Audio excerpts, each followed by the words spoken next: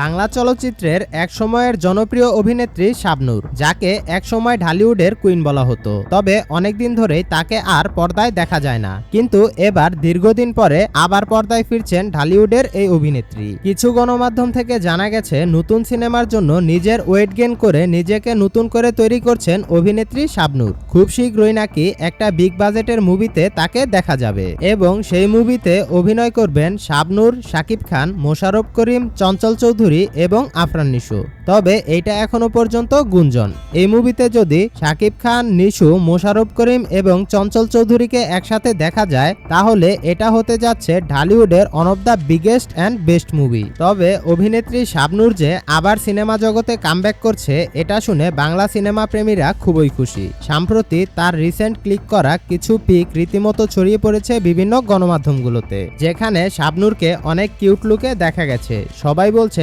ঢালিউডের queen is back. But আপনারা জানলে অবাক হবেন যে সেই পিকগুলো রিয়েল না। ওই পিকগুলো আসলে শাবনূরের ভক্তরা এআই দিয়ে বানিয়েছে।